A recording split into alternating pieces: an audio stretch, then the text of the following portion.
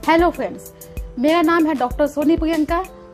मैं एक डॉक्टर हूँ और साथ ही साथ मैं एक हेल्थ एंड वेलनेस कोच भी हूँ। आज की वीडियो का टॉपिक है stress and it's management. Stress हमारे लाइफ का एक हिस्सा है। हम कंप्लीटली स्ट्रेस को अवॉइड नहीं कर सकते हैं और स्ट्रेस से हमें बहुत सारे हेल्थ इशू भी आते हैं। कभी कभी ये बहुत हमें परेशान करते हैं। हमारे डे टू डे लाइफ में ये कई तरह की दिक्कतें पैदा करते हैं। हम अपने लाइफ को एंजॉय नहीं कर पाते हैं, हमारी लाइफ की क्वालिटी ख़राब हो जाती है, हमारे रिलेशनशिप ख़राब हो जाते हैं। तो हमें करना क्या है? हमें स्ट्रेस मैनेजमेंट स्किल्स सीखना है, समझना है और उसे अप्लाई करना है। अगर आप स्ट्रेसफुल कंडीशन में हैं या आपके लाइफ में बहुत स्ट्रेस है, आप उसे मैनेज नहीं कर पाते हैं, आप परेशान हो जाते हैं, ये वीडियो आपके लिए है। ये वीडियो अंत तक देखें। इस वीडियो में हम लोग सीखेंगे स्ट्रेस क्या है, इसके कारण क्या हैं, इसके लक्षण क्या हैं, इसके दुष्प्रभाव क्या हैं, गुड स्ट्रेस क्या है, बैड स्ट्रेस क्या है, और लास्ट में हम लोग सीखेंगे इसे हम लोग मैनेज कैसे करें। तो स्टार्ट करते हैं। पहले हम समझते हैं कि स्ट्रेस क्या है। स्ट्रेस हमारे बॉडी का रिएक्शन है। जब भी कोई अनवांटेड सिचुएशन,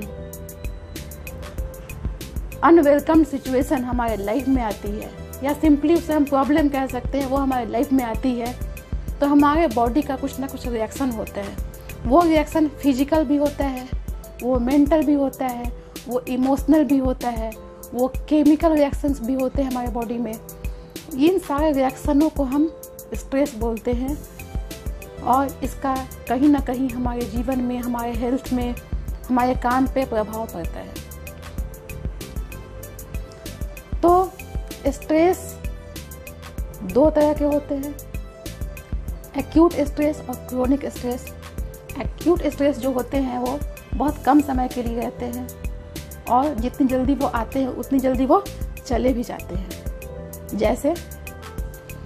जैसे कि हम कहीं काम करते हैं और ऑफिस में मान लीजिए काम कर रहे हैं और कुछ हमारे पास काम ज़्यादा बढ़ गया है, उस कारण से हमें स्ट्रेस होती है। स्ट्रेस होता है तो हमारे बॉडी का कुछ रिस्पॉन्स होता है, हमारी बॉडी एक्टिव होती है, उस काम को हम जल्दी जल्दी कर लेते हैं, हमारा ब्रेन एक्टिव होता है, मेंटली प्रिपेयर्ड होते हैं, वो काम फिनिश हो जाता है। एग्ज़ाम के समय भी वैसे ही होता है। एग्ज़ाम जब होता है तो हम लोग पढ़ना स्टार्ट करते हैं। जब एग्ज़ाम नहीं होता है तो हम वैसे नहीं पढ़ पाते जैसे हम एग्ज़ाम के समय पढ़ते हैं। तो एग्ज़ाम होता है तो हमारा दिमाग जो है वो चलता नहीं, वो दौड़ने लगता है और वो जो सिलेबस है वो कम टाइम में ख़त्म हो जाता है और हमारा रिज़ल्ट जो एग्ज़ाम में बहुत अच्छा होता है। तो ये जो स्ट्रेस होता है डे टू डे लाइफ का, वो हमारे लिए अच्छा होता है, ये गुड स्ट्रेस कहलाता है और ये हमारे पर्सनैलिटी डेवलपमेंट में, हमारे लाइफ के अचीवमेंट्स में हेल्प करता है और इससे हम लोग इम्प्रूव करते हैं, हम अपने गोल्स को जल्दी अचीव कर पाते हैं। ये स्ट्रेस होना भी चाहिए, इम्पॉर्टेंट है और इससे कोई भी दिक्कतें नहीं आती है, ना फिजिकल, ना मेंटल, ना हेल्थ वाइज कहीं कोई दिक्कतें नहीं आती है। इनफैक्ट इससे हम लोग इम्प्रूव होते हैं, हम लोग स्ट्रॉन्ग होते हैं। दूसरे तरह का स्ट्रेस है क्रोनिक स्ट्रेस। इसमें जो स्ट्रेस का जो ड्यूरेशन होता है वो लंबा हो जाता है, वो हफ्तों तक हो सकता है, वो महीनों तक हो सकता है। इसमें हमें सोचने की ज़रूरत है। क्रोनिक स्ट्रेस के कारण भी होते हैं, कारण स्ट्रेस है तो उसका कारण भी वैसा ही होगा जो इसका इफेक्ट देर तक होता होगा। इसमें मोस्ट कॉमन जो कारण है वो है फाइनेंशियल कॉजेज़। जब किसी की नौकरी चली जाती है या बिजनेस में कोई लॉस हो जाता है या उसे नौकरी नहीं मिलती है और उसे अपनी फैमिली या अपनी लाइफ मैनेज करना है तो नेचुरल है उसे स्ट्रेस होगा। तो ये एक बहुत बड़ा कॉज है, मनी प्रॉब्लम एक बहुत बड़ा कॉज है स्ट्रेस का। दूसरा जो मेन कॉज है वो होता है रिलेशनशिप। हमारे लाइफ पार्टनर के साथ, हमारे बच्चों के साथ, हमारे पेरेंट्स के साथ, हमारे इन-लॉज के साथ, हमारे फैमिली के साथ, हमारे फ्रेंड्स के साथ। हो सकता है हम लोग अच्छे से मैनेज नहीं कर पाते हैं, किसी कारण की वजह से हम स्ट्रेस ले लेते हैं, तो ये एक मेन वजह होता है स्ट्रेस का। तीसरा कारण हो सकता है वर्क प्रेशर। कभी कभी ज़्यादा काम होने के कारण भी हम लोग स्ट्रेस में होते हैं। फिर होता है कैरियर रिलेटेड स्ट्रेस। जब हम यंग होते हैं तो उसमें ये स्ट्रेस होता है कि हम क्या करें, हमारा करियर क्या होना चाहिए, ये सब भी स्ट्रेस की वजह है। कभी कभी मेडिकल इशू के कारण भी हमें स्ट्रेस होते हैं।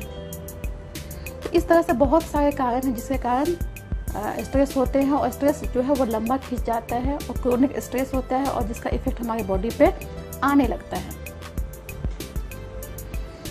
अब जब स्ट्रेस आता है तो हमारे बॉडी में कुछ रिएक्शंस होते हैं। हमारे बॉडी में स्ट्रेस हार्मोन्स रिलीज होते हैं, और वो स्ट्रेस हार्मोन्स जो हैं वो क्या करते हैं, हमारे ब्रेन को अलर्ट कर देते हैं, हमारे मसल को टेंस कर देते हैं, हमारा पल्स रेट बढ़ जाता है, हार्ट रेट बढ़ जाता है, और हमारा जो ज़्यादा ब्लड का सप्लाई है वो मसल में जाता है और मसल एक्टिव हो जाता है।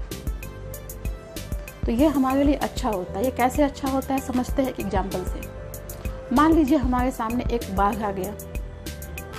अब हम क्या करेंगे? हमारे पास दो ही ऑप्शन है, या तो हम इतने मजबूत हैं, स्ट्रॉन्ग हैं कि हम उसे लड़ ले और उसे मार दे, उसे हरा दे। और अगर हम ये नहीं कर पाते हैं तो दूसरा क्या ऑप्शन है, हम वहाँ से भाग जाए। भागने के लिए क्या चाहिए? हमारे पैर जो है मजबूत होने चाहिए, इसके मसल स्ट्रॉन्ग होने चाहिए, एक्टिव होने चाहिए, और हमारा दिमाग सही डायरेक्शन में काम करना चाहिए कि हमें भागना है, किधर भागना है, कैसे भागना है। हमारा दिमाग एक्टिव होना चाहिए, और हमारा हार्ट रेट भी वो अच्छा होना चाहिए, जिससे हमारे मसल को अच्छे से ब्लड सप्लाई मिले, ऑक्सीजन मिले।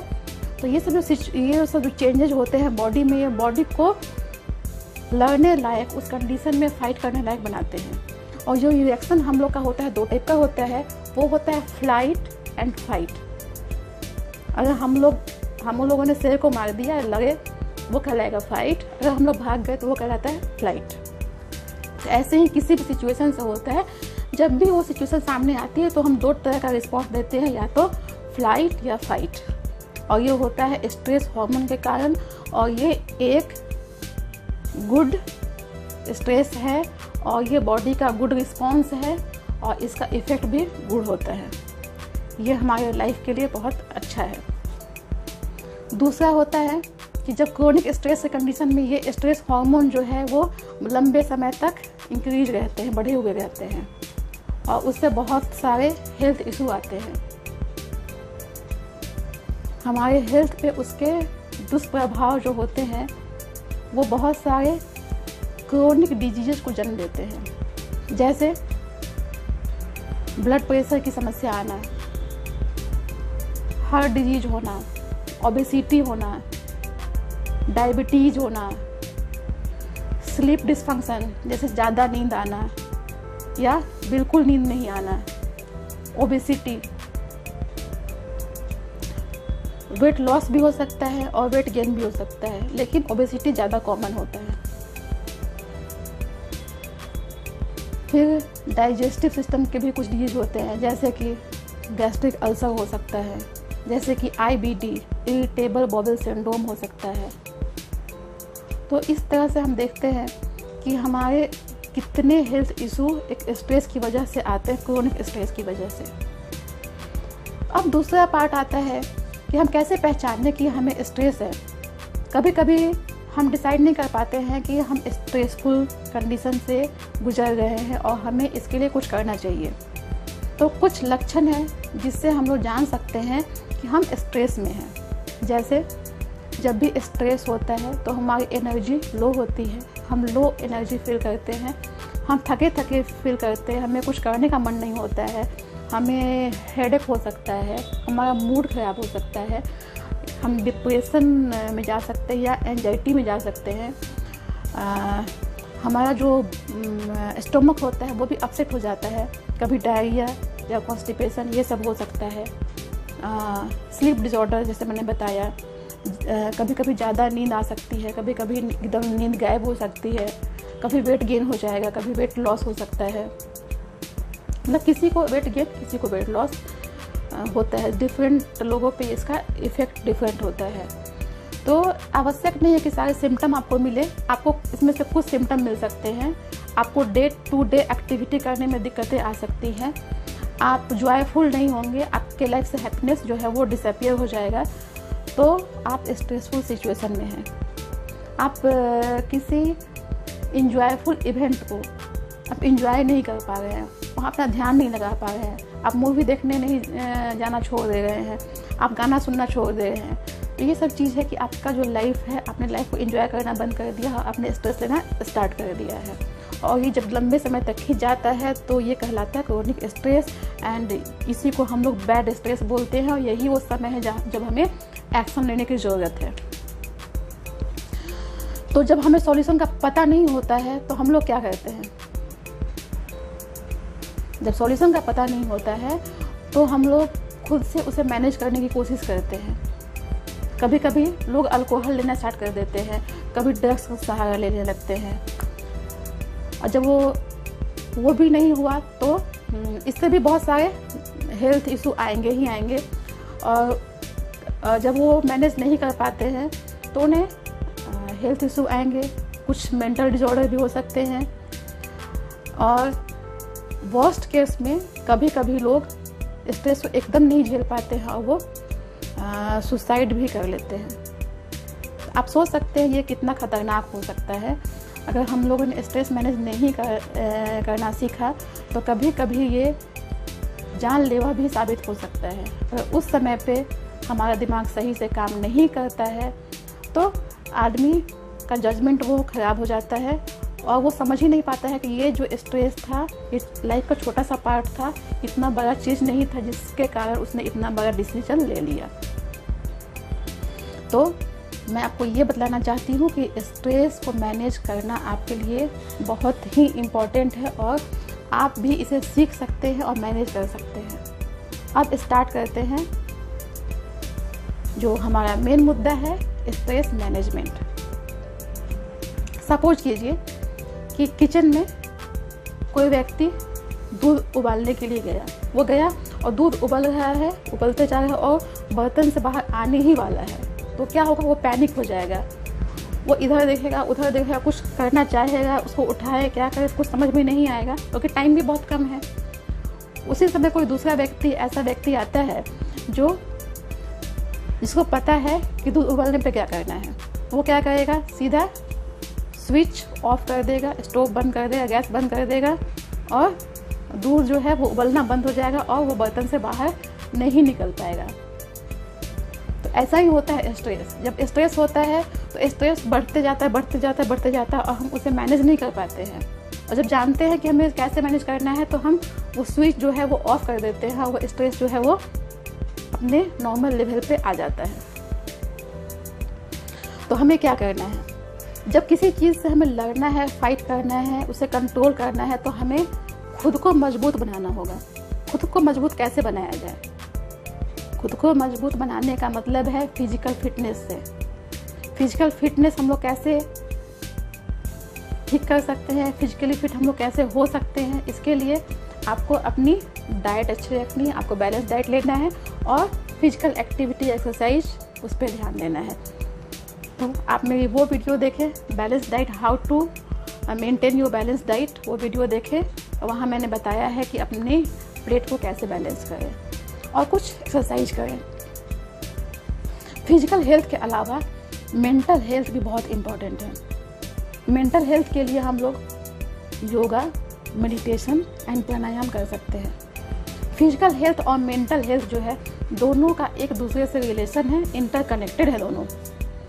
अगर हमारी फिजिकल हेल्थ अच्छी होगी तो मेंटल हेल्थ भी अच्छी होगी, अगर मेंटल हेल्थ अच्छी होगी तो फिजिकल हेल्थ भी अच्छी होगी। इसलिए हमें दोनों पे वर्क करना चाहिए और दोनों को ठीक करना चाहिए। इससे हम लोग स्ट्रेसफुल कंडीशन को अच्छे से मैनेज कर पाएंगे। नेक्स्ट है, आप कुछ अच्छी हैबिट डेवलप कीजिए, जैसे कि किताबें पढ़ना स्टार्ट कीजिए। आप इंस्पिरेशनल बुक्स पढ़ सकते हैं, मोटिवेशनल कहानियाँ सुन सकते हैं, किसी की बायोग्राफी सुन सकते हैं, आप स्पिरिचुअल बुक्स भी पढ़ सकते हैं जैसे कि भागवत गीता। तो ये बुक आप पढ़ेंगे तो आपका नज़रिया चेंज होगा। अगर आप बहुत बिजी होते हैं, टाइम नहीं होता है, तो आप ऑडियो बुक्स सुन सकते हैं। आजकल बहुत तरह के ऑडियो बुक्स हैं, आप सुन सकते हैं और अपना जो है माइंडसेट, अपना सोचने का तरीका वो चेंज कर सकते हैं। इससे आप स्ट्रेसफुल कंडीशन को अच्छे से झेल पाएंगे। आप अपनी हॉबी पे ध्यान दे सकते हैं। आजकल हम लोग काम में इतने बिजी हो जाते हैं कि अपनी हॉबी के लिए समय नहीं निकाल पाते हैं। सबके पास कुछ ना कुछ हॉबी होती है, अगर नहीं है तो डेवलप कर लीजिए, बहुत आसान है। किसी की हॉबी होती है गाना सुनना, किसी का डांस करना, किसी का स्विमिंग करना, किसी का पेंटिंग करना, किसी का कुकिंग करना, कुछ ना कुछ तो होगा ही सबके पास। तो आप उसमें टाइम दे सकते हैं, जितना भी टाइम, 5 मिनट, 10 मिनट, 15 मिनट, जैसा भी टाइम आपको मिले, लेकिन उसमें कुछ टाइम दीजिए। इससे आपका जो मन है वो शांत होता है, आप अच्छा फील करते हैं और स्ट्रेस जो है वो कम जाता है। फिर अपने फैमिली के साथ अपना टाइम स्पेंड करें। फैमिली के साथ जब टाइम स्पेंड करते हैं तो फैमिली भी खुश हो जाती है और हम लोग भी हैप्पी रहते हैं। और ख़ासकर बच्चों में एक पॉजिटिव एनर्जी होती है। जब हम बच्चों से मिलते हैं तो उनकी पॉजिटिव एनर्जी जो है वो हमें भी वो दे देते हैं और हम भी जो है वो अच्छा फील करने लगते हैं। बच्चों को देखते ही हमें अच्छा फील होता है। फिर हम आते हैं कि हमें ग्रैटिट्यूड की प्रैक्टिस करनी चाहिए। ग्रैटिट्यूड क्या होता है? हमारे पास बहुत सारी चीज़ें हैं जिन पे हम लोग फोकस नहीं करते हैं। हम लोग बस उन्हीं चीज़ों पर फोकस करते हैं जो हमारे पास नहीं है, और इसी कारण हम स्ट्रेस रहते हैं। हमारी जो आदत है कंपेयर करने की, कि उसके पास बड़ा घर है, उसके पास बड़ी गाड़ी है, उसके पास अच्छी जॉब है, उसकी फैमिली अच्छी है, बहुत सारी ऐसी चीज़ें हैं जिसमें हमें लगता है कि हमें वो चीज़ें नहीं हैं, उनके पास वो चीज़ें हैं, और हम अपनी चीज़ों को इग्नोर करते हैं और उनके चीज़ों पे ध्यान देते हैं और हमेशा हम दुखी रहते हैं। हमेशा जब हम पूजा करते हैं, प्रेयर करते हैं, तो भगवान को यही बोलते हैं, मुझे ये दे दो, मुझे वो दे दो, मुझे गाड़ी दे दो, मुझे अच्छी नौकरी दे दो। मतलब अपने बहुत सारे जो डिज़ायर है वो हम बताते हैं, वो मांगते हैं। कई बार हमें मिल जाता है, कई बार नहीं, हमेशा मिल जाता है, लेकिन उसके लिए भी हम थैंक यू बोलना भूल जाते हैं। तो ये एक अच्छी हैबिट है, टू बी थैंकफुल। आपके पास जो भी है उस पर फोकस कीजिए और उसके लिए भगवान को थैंक यू बोल सकते हैं। इससे क्या होगा कि आपको वो चीज़ें दिखाई देने लगेगी जो इनविजिबल थी आज तक आपके लिए। आपके पास तो थी लेकिन आपको दिख नहीं रही थी, तो आपको दिखना स्टार्ट हो जाएगी। और जो नहीं है उसके लिए आप कोशिश कीजिए, पॉजिटिव वे में कोशिश कीजिए। ग्रैटिट्यूड आप 2 टाइम में भगवान को दे सकते हैं। जैसे कि सुबह में जब हम लोग टाइम नहीं है पूरा पूजा करने का, तो 1 मिनट 2 मिनट खड़े होके बोल सकते हैं कि thank you God for everything. And दूसरी है कि रात में आप सोने से पहले थैंक यू बोल सकते हैं। आप इसको लिख भी सकते हैं, ये भी बहुत अच्छी प्रैक्टिस है कि आज के दिन में आपके लिए क्या अच्छा हुआ। तो ये बहुत अच्छी प्रैक्टिस है। इससे जो माइंड जो होता है वो शांत होता है और हम सेटिस्फाइड और कंटेंट और हैप्पी फील करते हैं, और ये हमारे मेंटल हेल्थ के लिए बहुत ही अच्छा है। अब है दूसरा तरीका ये भी है, कभी कभी ऐसा स्ट्रेस होता है कि वो उस स्ट्रेस को, उस परेशानी को हम दूसरे से शेयर नहीं कर पाते हैं। उस कंडीशन में क्या करना है, या कहीं हम एलोन होते हैं, वहाँ हम किसी को कह नहीं पाते हैं। उस कंडीशन में आपको एक नोटबुक लेना है, एक पेन लिखना है, और वो जो भी आपके दिमाग में जो भी थॉट्स आ रहे हैं, अच्छे बुरे जिस भी तरह के, उसको सिंपली लिख लीजिए। इससे क्या होगा, जब वो लिखेंगे तो वो बाहर आएगा, और हमारा जो माइंड जो है बहुत फास्ट काम करता है। जब हम सोचते हैं तो बहुत फास्ट काम करते रहता है, लेकिन जब हम उसको लिखते हैं तो हमारा वो जो ख़राब थॉट है वो फिर स्लो हो जाता है, और जब उसको लिख देते हैं तो हमें अच्छा फील होता है, लगता है कि हमने किसी से शेयर किया। उसके बाद आप उसको चाहे तो फाड़ भी सकते हैं, फेंक सकते हैं। इससे एक साइकोलॉजिकल इफ़ेक्ट होता है कि हमने वो प्रॉब्लम को किसी से शेयर किया, लिखा, एक्सप्रेस किया, और उसको हमने फाड़ दिया, मतलब ख़त्म कर दिया। कहीं ना कहीं ब्रेन में ये मैसेज जाता है आप इसको जब प्रैक्टिस करना स्टार्ट करेंगे तो आपको अच्छा लगेगा और आपका जो स्ट्रेस जो बिल्ड हो रहा था वो कहीं ना कहीं जाके रिलीव हो जाएगा। आप इसको प्रैक्टिस कर सकते हैं। तो मैंने आज बहुत कुछ बताया, आप उसको प्रैक्टिस कीजिए। दूसरा जो कारण होता है एक स्ट्रेस का, वर्क होता है। कभी कभी बहुत ज़्यादा काम होता है तो हम लोग बहुत स्ट्रेस में आ जाते हैं। उस कंडीशन में हमें अपने काम को मैनेज करना सीखना चाहिए, प्लान करना चाहिए, काम सही समय पे ख़त्म करने की आदत डालनी चाहिए। और अगर काम फिर भी बहुत ज़्यादा है तो थोड़ा सा खुद के टाइम निकालना चाहिए और काम को थोड़ा सा कम करना चाहिए। हम किसी की हेल्प ले सकते हैं, किसी पर्सन को हायर कर सकते हैं, उसके लिए हम अपना मैन पावर बढ़ा सकते हैं। इससे हमारा काम जो है वो आसान हो जाएगा। तो काम पे ध्यान देना बहुत अच्छी बात है, लेकिन सिर्फ काम पे ध्यान देना और हेल्थ को इग्नोर करना ये अच्छी बात नहीं है। तो काम के साथ हमें खुद का भी ध्यान रखना चाहिए। अब है किसी किसी के पास कम काम होता है, बहुत सारा खाली समय होता है, तो भी स्ट्रेस होता है, क्योंकि खाली दिमाग शैतान का होता है। उस कंडीशन में जब हम लोग खाली बैठे होते हैं तो कुछ ना कुछ दिमाग में चलता रहता है। दिमाग कभी खाली नहीं बैठता है और ज़्यादातर वो खराब ही थॉट्स आता है, निगेटिव थॉट्स ही आता है। कभी फ्यूचर के बारे में कि फ्यूचर में ऐसा हो गया तो क्या होगा, पास्ट में ऐसा हो गया इसलिए ऐसा हुआ। ना हम पास्ट चेंज कर सकते हैं, ना हम फ्यूचर चेंज कर सकते हैं, और उसको चेंज करने की बस सोचते हैं। वो चेंज तो कभी हो नहीं सकता है। चेंज होगा प्रेजेंट चेंज करेंगे तो फ्यूचर अफेक्टेड हो सकता है। तो हम लोग प्रेजेंट में ना रह के फ्यूचर और पास्ट में रहते हैं, जो कि स्ट्रेस क्रिएट करता है। तो हमें ओवर थिंकिंग जो है वो बंद करनी है और खाली समय का यूज करना है, हमें प्रोडक्टिव वर्क करना है उस समय। तो जब भी आप खाली बैठे तो कुछ अच्छी चीज़ें पढ़ सकते हैं, कुछ अच्छा काम कर सकते हैं, अपने रूम को अरेंज कर सकते हैं, अपने बच्चों को पढ़ा सकते हैं, बच्चों से बातें कर सकते हैं। तो ये सब चीज़ें हैं जो आप कर सकते हैं। खाली बैठना भी एक स्ट्रेस को क्रिएट करता है। तो हमने ये सब सारी चीज़ें सीखी। अब लास्ट में एक मैं बताना चाहूँगी, एक टिप्स कह लीजिए या सॉल्यूशन कह लीजिए, जो मैं अप्लाई करती हूँ। ये सारे टिप्स मैंने अप्लाई किए, तभी मैंने आपके साथ शेयर किया है। और जब भी मेरे सामने कोई दिक्कत आती है तो मैं ये सोचती हूँ, ये जो दिक्कत आई है क्या उसका सॉल्यूशन है? तो जवाब दो ही आ सकता है, क्या तो येस या नो। अगर आपका जवाब येस आता है तो आप सॉल्यूशन ढूंढिए और उस पर काम कीजिए। इतना सिंपल है। आप प्रॉब्लम पे फोकस नहीं करके सॉल्यूशन पे फोकस कीजिए। ऐसे लोग कहलाते हैं सॉल्यूशन ओरिएंटेड पर्सन, जब आप सॉल्यूशन पे वर्क करते हैं। कुछ लोग सॉल्यूशन के बारे में ना सोच के सिर्फ प्रॉब्लम के बारे में सोचते हैं और स्ट्रेस का लेवल जो है बढ़ाते रहते हैं। ऐसे लोग कहलाते हैं प्रॉब्लम ओरिएंटेड पर्सन। तो हमें प्रॉब्लम ओरिएंटेड पर्सन से सॉल्यूशन ओरिएंटेड पर्सन बनना है। ये तो हो गया वो कंडीशन जिसमें सॉल्यूशन हमारे पास है। लेकिन कुछ कंडीशन लाइफ में ऐसे होते हैं जिसका कोई भी सॉल्यूशन नहीं होता है। वो सिचुएशन कभी चेंज नहीं हो सकती है। उस सिचुएशन में क्या करना चाहिए? अब कुछ लोग कहेंगे हर प्रॉब्लम का सॉल्यूशन होता है।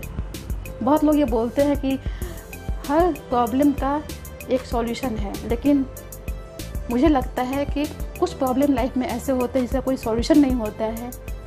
जैसे आपके डियर एंड नियर वंस, जब हमारे बहुत क्लोज लोग होते हैं और जब उनकी डेथ हो जाती है, तो क्या ये सिचुएशन ऐसी है जिसको हम लोग चेंज कर सकते हैं?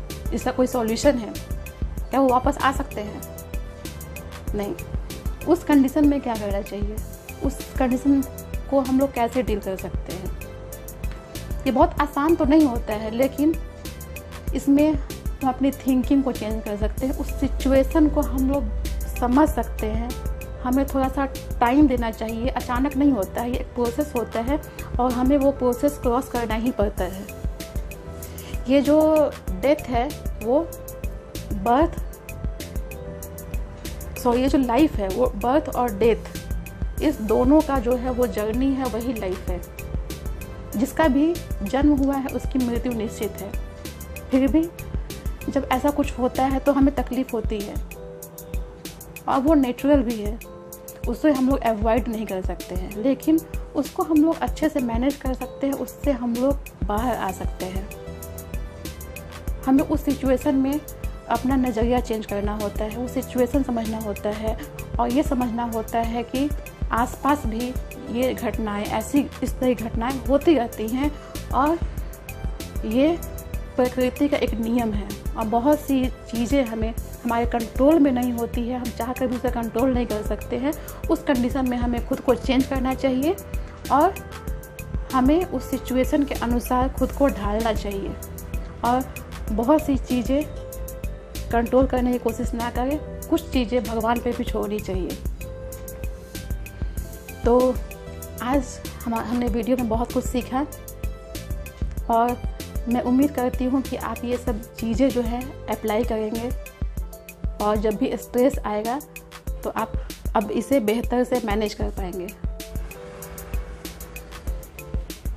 तो हम लोगों ने सीखा स्ट्रेस को मैनेज कैसे करते हैं, लेकिन कभी कभी सिचुएशन कुछ ज़्यादा ही बिगड़ जाती है और उस कंडीशन में हमें अपने फैमिली और फ्रेंड्स से बातचीत करना चाहिए और ज़रूरत पड़े तो हमें एक्सपर्ट एडवाइस लेना चाहिए।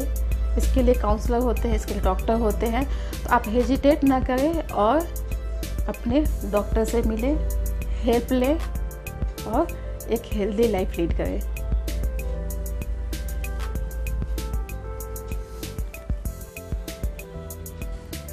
तो ये वीडियो मेरे बहुत क्लोज था और मुझे लगता है कि बहुत लोग इस सिचुएशन से गुजर रहे हैं और गुजरते हैं, लेकिन लोग अपना स्ट्रेस शेयर नहीं कर पाते हैं, वो बता नहीं पाते। सामने वाला को देख के आप अंदाज़ा नहीं लगा सकते हैं कि वो स्ट्रेस में है।